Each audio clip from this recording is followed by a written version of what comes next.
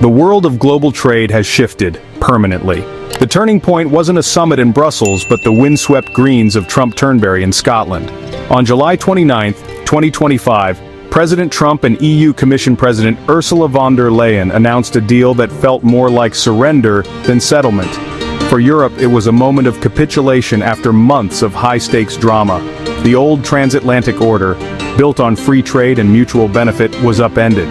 Trump saw the system as rigged against the U.S., especially by Germany, and used tariffs as his weapon. The Turnberry Accord was a blunt instrument, a 15% blanket tariff on most EU goods entering the U.S., a seismic jump from the previous 2.5%. In return, the EU pledged over 500 billion euros in U.S. investments and massive purchases of American energy and weapons. The deal was forged under threat of a trade war Europe couldn't afford. European leaders called it pragmatic, but many saw it as a dark day, a public admission that the old rules no longer applied.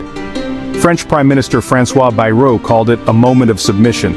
The agreement wasn't just economic, it was psychological, a sign that in this new world, Europe had to bend the knee. The global trade order had changed and Europe was forced to adapt. To understand Europe's concession, you must understand Trump's philosophy: trade is a scoreboard, and America was losing. His solution? Tariffs, used as leverage, not just policy. Trump's tariff man persona became reality, especially against Europe. The conflict began in 2018 with tariffs on European steel and aluminum, shocking Brussels. The EU retaliated, but only with symbolic measures. When Trump returned to office, he reignited the fight, threatening a 25% tariff on European cars, a direct hit to Germany. This was no bluff. It was a credible threat to the EU's economic core. Trump exploited the EU's internal divisions, knowing a single tariff could devastate some countries while sparing others. By targeting the German auto industry, he maximized pressure and forced the EU to the negotiating table. The tariff threat fractured Europe's unity and set the stage for the Turnberry deal. Trump's negotiating style, praised as the art of the deal, derided as the art of chaos, relied on radical unpredictability. Extreme demands, threats, and sudden olive branches kept Europe off balance. The EU, used to methodical diplomacy, struggled to adapt. Trump's shifting threats, blanket tariffs one week, sector-specific the next, created constant crisis. This chaos was intentional, eroding European unity and forcing the EU into a defensive posture. Germany and the Netherlands, desperate for stability, pushed for a deal, while France warned against capitulation.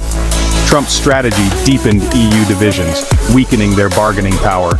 By anchoring negotiations with extreme threats, he made a 15% tariff seem like a relief. For European businesses, it wasn't a win, just survival. In the end, chaos forced Europe's hand at Turnberry. The EU's unity was tested and fractured by Trump's relentless pressure. Northern export-driven economies like Germany and the Netherlands, fearing economic disaster, pushed for compromise. Their industries warned of job losses and recession if U.S. tariffs hit. Meanwhile, France and others argued for resistance, seeing the dispute as a battle for Europe's soul. But France's economy was less exposed, making their stance easier. This north-south divide paralyzed EU decision-making. U.S. negotiators exploited these rifts, playing member states against each other. Back-channel deals and threats deepened mistrust within the bloc. As pressure mounted, Germany's camp prevailed, pushing the EU toward a deal. The dream of a united European front faded in the face of national self-interest. At the heart of Europe's surrender was Germany's vulnerability. The German economy, built on exports, especially cars, was Trump's main target. A 25% auto tariff threatened millions of jobs and billions in revenue. The risk of recession and factory closures created immense pressure on Berlin. With war raging in Ukraine, Europe also depended on U.S. security guarantees. Germany couldn't risk a rupture with Washington on both economic and security fronts. Faced with this double threat, Germany shifted from resistance to accommodation. Berlin convinced skeptical EU partners that compromise was the only option. The need to save its auto industry forced Germany to lead the charge for a deal. In the end, Germany's economic engine pulled Europe to the negotiating table. The Turnberry deal was a lopsided victory for Trump's hardball tactics. The 15% tariff will cost German industry billions each year, fundamentally tilting trade in America's favor. The EU's commitments, over 500 billion euros in US investments and huge energy purchases, are monumental. Europe also agreed to buy more US weapons, linking trade and security.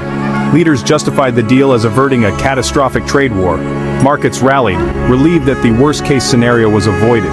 But the political cost in Europe is immense. Critics call it a humiliation. The deal sets a precedent. The EU can be forced into concessions by aggressive tactics. Key sectors like wine and pharmaceuticals remain unresolved, facing future uncertainty. The peace at Turnberry came at a steep price, billions of euros, and a loss of pride.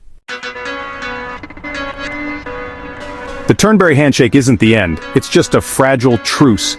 The deal is a political framework, not a binding treaty, and ratification faces fierce opposition in Europe. Key sectors were left out, leaving iconic industries exposed to future US pressure.